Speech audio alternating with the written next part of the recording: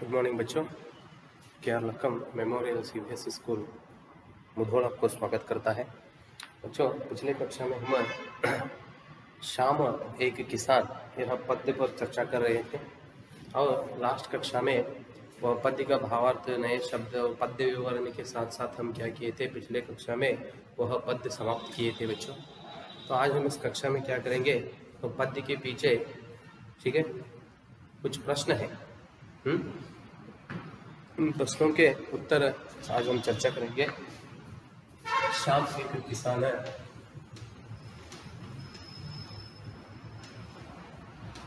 प्रश्नोत्तर चर्चा।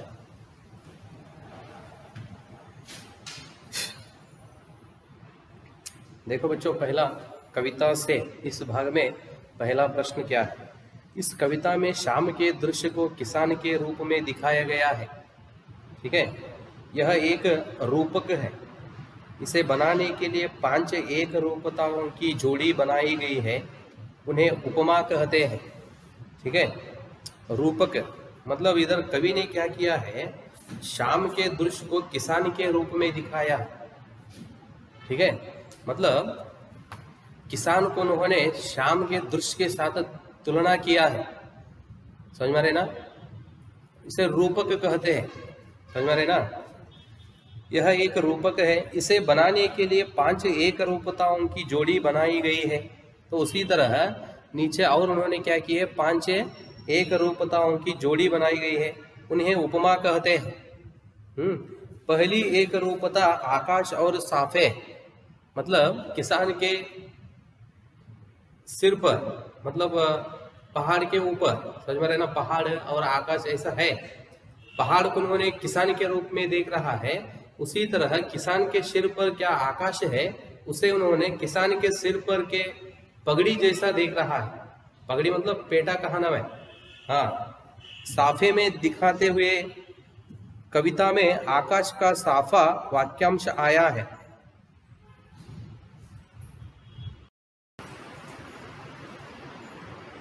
एक रूपता आकाश और साफे में दिखाते हुए कविता में आकाश का साफा वाक्यांश आया है। इसी तरह तीसरी एक रूपता नदी और चादर में दिखाई गई है, मानो नदी चादर सी हो। अब आप दूसरी, चौथी और पांचवी एक रूपताओं को खोज कर लिखिए। समझ में आ रहे ना, 5 एक रूपताओं का उधर उपयोग किए हैं। उन्होंने 3 दिए हैं आगे के।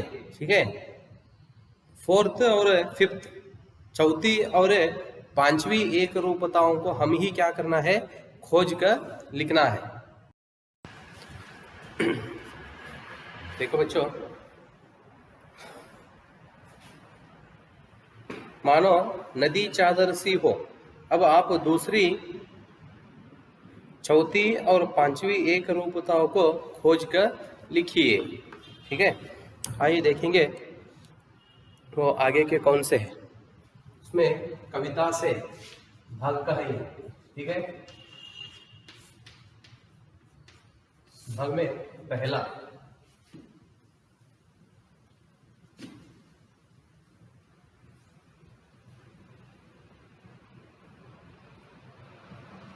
सूरज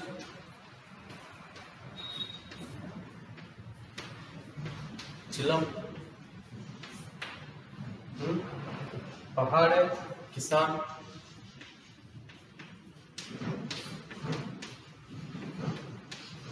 पहाड़ किसान। तीसरा आकाश साफा।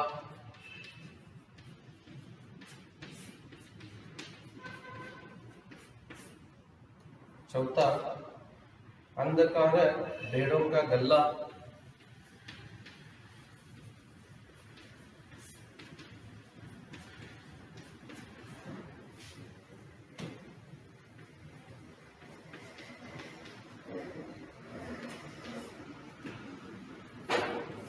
पांचवा पलाश का जंगल।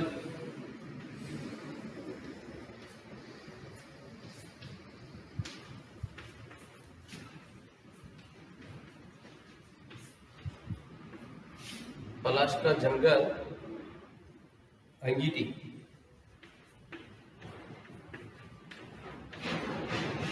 ठीक है। इस तरह आगे जो उन्होंने क्या लिखने के लिए कहा है, इसका उत्तर इधर ही देखो बच्चों, ध्यान से देखकर लिखना है। आगे दूसरा प्रश्न देखो, शाम का दृश्य अपने घर की छत या खिड़की से देखकर बताइए। शाम का दृश्य अपने घर की छत, मतलब स्टेयरकेस ऊपर, छत या खिड़की से देखकर बताइए। शाम कब से शुरू होता है, शाम कब से शुरू हुई, तब से लेकर सूरज डूबने में कितना समय लगा, इस बीच आसमान में क्या क्या परिवर्तन आए। ठीक है, तो इधर आप इस प्रश्न का उत्तर बच्चों आप उधर देख कर ही लिखना है। शाम कब शुरू हुई, ठीक है, और तब से लेकर सूरज डूबने में कितना समय लगा, और तीसरा इस बीच आसमान में क्या क्या परिवर्तन हुआ।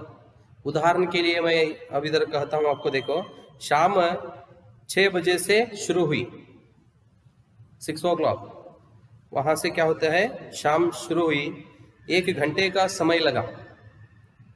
दूसरा प्रश्न, तब से लेकर सूरज डूबने में कितना समय लगा, मतलब 1 घंटे का समय लगा, और उसमें इसी बीच आसमान में क्या क्या परिवर्तन आए। इसी बीच आसमान लाल हो गया, धीरे धीरे आसमान का रंग पीला हो गया, फिर सूरज डूब गया और अंधेरा हो गया। तो दूसरा प्रश्न का उत्तर है बच्चों। आगे तीसरा,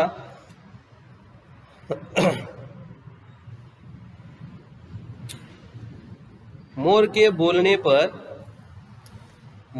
बोलने पर कवि को लगा जैसे किसी ने कहा हो, सुनते हो। नीचे दिए गए पक्षियों की बोली सुनकर उन्हें भी एक या 2 शब्दों में बांधिए। देखो, पक्षियों की बोली सुनकर, नीचे दिए गए पक्षियों की बोली सुनकर, ठीक है, उन्हें भी 1 या 2 शब्दों में बांधिए। कबूतर, कौवा, मैना, ठीक है, तोता, चील, हंस। क्या करना है, तो देखो कबूतर पहला, बोली सुनकर उन्हें भी 1 या 2 शब्दों में बांधिए।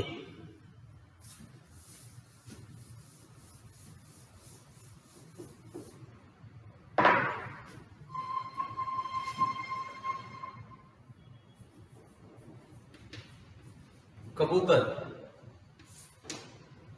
तो इसे आदिकाल में लोग संदेश भेजने के लिए कबूतरों का उपयोग करते थे।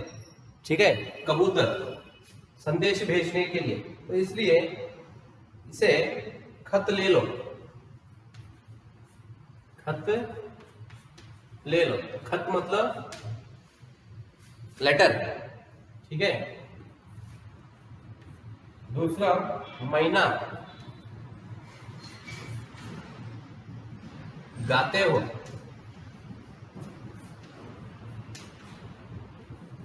तीसरा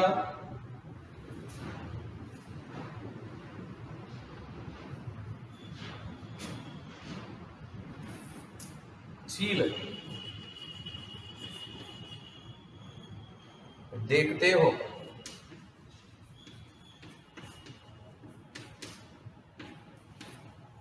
आगे कौवा,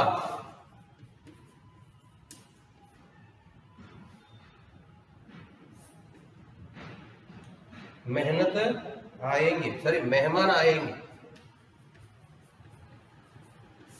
मेहमान मतलब गेस्ट। कौवा बोलने का क्या समझते थे पहले, मेहमान आएंगे, इस तरह समझते थे। नेक्स्ट तोता,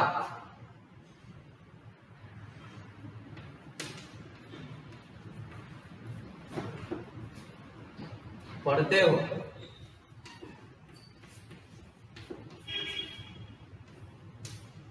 हंस,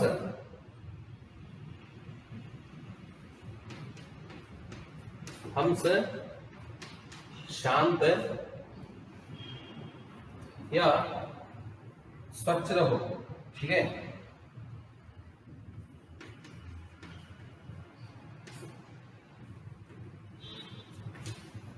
शांत और स्वच्छ रहो। ये देख लो ठीक तरह से। आगे कविता से आगे, इस कविता में चित्रित करने के लिए किन किन रंगों का प्रयोग करना होगा? शाम के समय ये क्या करते हैं पता लगाइए और लिखिए। पक्षी, खिलाड़ी, ठीक है। हिंदी के एक प्रसिद्ध कवि सुमित्रानंद पंत ने संध्या का वर्णन इस प्रकार किया है। ऊपर दी गई कविता और सर्वेश्वर दयाल जी की कविता में आपके क्या मुख्य अंतर लगा, लिखिए।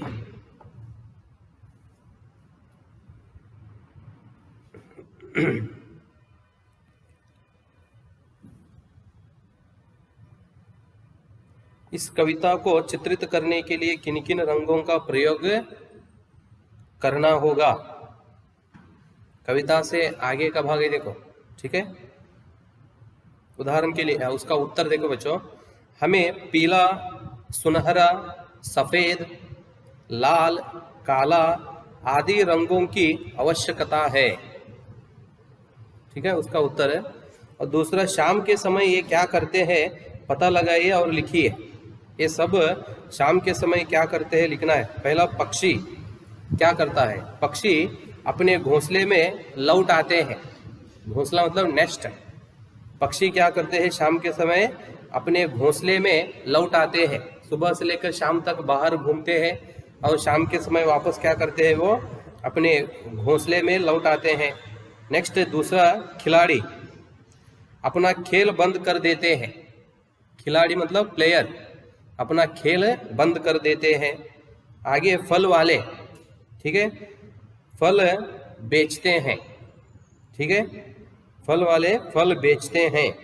नेक्स्ट, माँ बच्चों के लिए खाना बनाती है। आगे, पेड़ पौधे अपनी जगह पर खड़े रहते हैं। कहाँ रहते हैं? वही खड़े रहते हैं। पिताजी दफ्तर से घर आते हैं, ऑफिस से उन्होंने घर आते हैं। नेक्स्ट, बच्चे, ठीक है, खेलते हैं। इस तरह ये सभी करते हैं। नेक्स्ट, आगे तो इस पद्य में क्या कहते हैं? ऊपर दी गई कविता में सर्वेश्वर दयाल जी की कविता में आपको क्या मुख्य अंतर लगा है? संध्या का झुरपुट, भासों का झुरमुट, है चाहक रही चिड़िया, टीवीटी टुट, ठीक है। तो उसका उत्तर देख लो बच्चों, लिखना पड़ता है। सर्वेश्वर दयाल सक्सेना जी द्वारा रचित कविता में संध्याकालीन दृश्य को किसान के माध्यम से प्रस्तुत किया गया है तथा सुमित्रानंदन पंत जी ने अपनी कविता में संध्याकालीन दृश्य में पक्षियों के आवाज को प्रधानता दी है।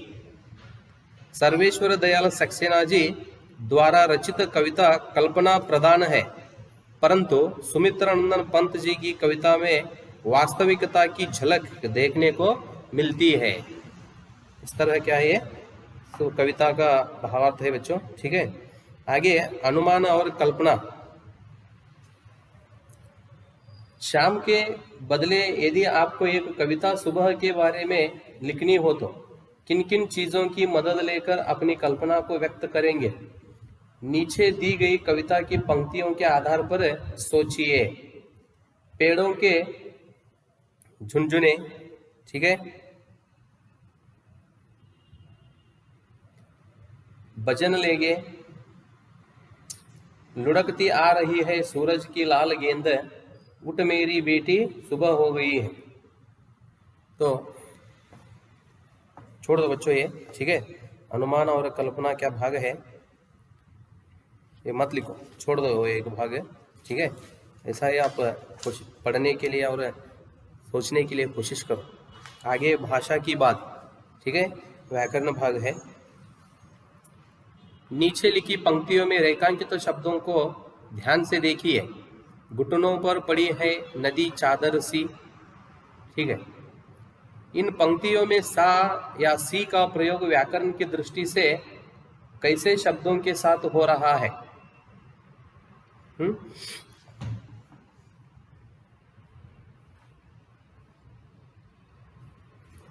कैसे शब्दों के साथ हो रही है? तो उत्तर बच्चों, यहाँ सा या सी का प्रयोग उन शब्दों के साथ किया जा रहा है जिनकी उपमा दी जा रही है। ठीक है, जैसे चादर की तुलना नदी से की जा रही है। यह तुलना और समानता बताने के लिए किया गया है। लास्ट, निम्नलिखित शब्दों का प्रयोग आप किन संदर्भों में करेंगे? प्रत्येक शब्द में दो दो वाक्य बनाइए। देखो इधर क्या कहते हैं उन्होंने, निम्नलिखित शब्दों का प्रयोग आप किन किन संदर्भों में करेंगे? प्रत्येक शब्द के लिए दो दो वाक्य। ठीक है, दो दो वाक्य बनाइए। शब्द आंधी, दहक और सिमटा, दो दो वाक्य। प्रत्येक शब्द के लिए दो दो वाक्य लिखना है।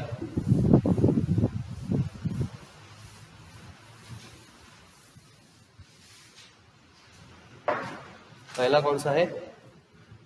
आंधी।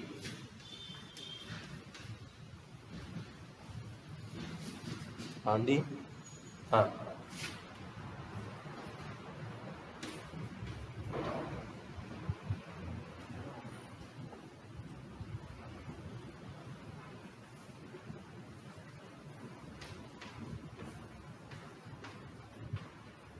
इस समय मेरे मन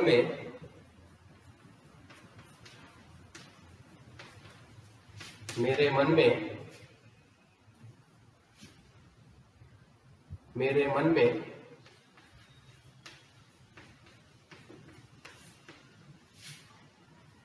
विचारों की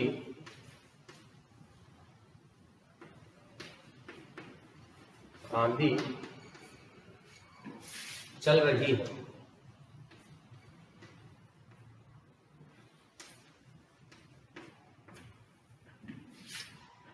पहला। दूसरा,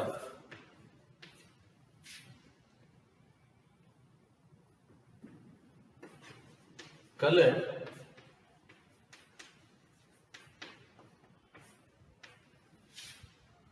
आंधी के आने के बाद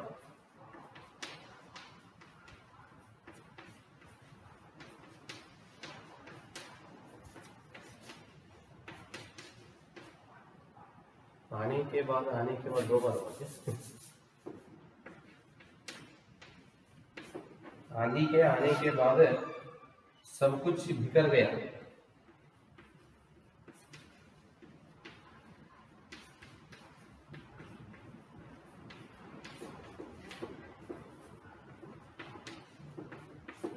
सब कुछ बिखर गया।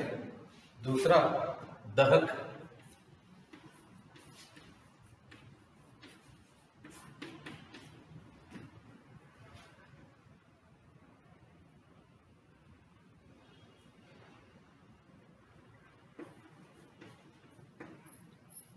जंगल में आग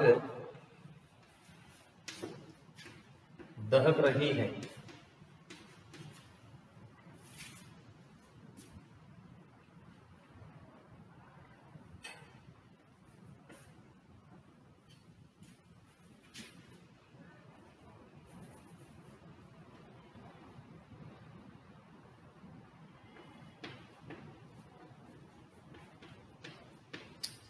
सुभाष चंद्र बोस जी के मन में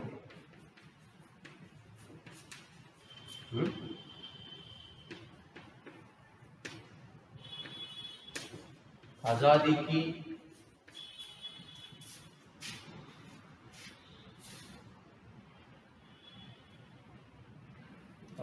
की अग्नि दहक रही थी। सुभाष चंद्र बोस जी के मन में आजादी की अग्नि दहक रही थी। तीसरा,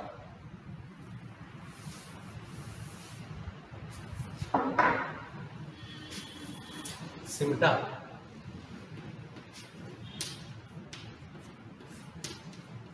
पहला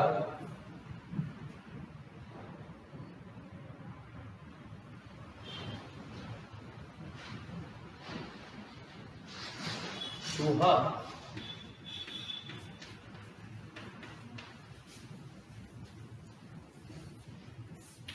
बिल्ली के डर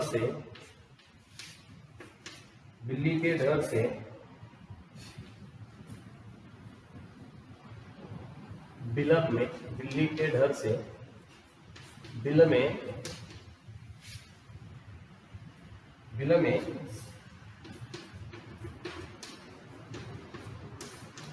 सिमटा रहता है।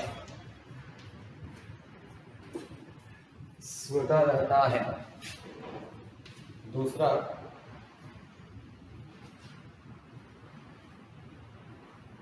मैं अपने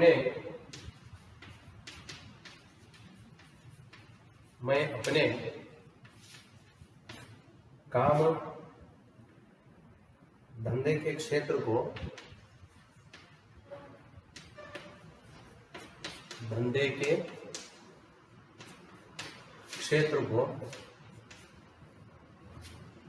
धीरे धीरे सिमटा रहा हूं। धीरे धीरे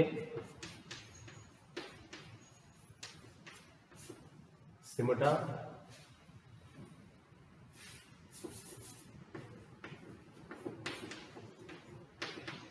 रहा हूं। इस तरह बच्चों तो उन्होंने क्या प्रश्न दिए थे उसका उत्तर है। ठीक है, ध्यान से देख लो। ठीक है बच्चों, यहाँ तक शाम एक किसान यह पद्य पूरा समाप्त हुआ। ठीक है, तो अगले कक्षा में हम और एक नए विषय मतलब एक नया पाठ के बारे में चर्चा करेंगे। धन्यवाद।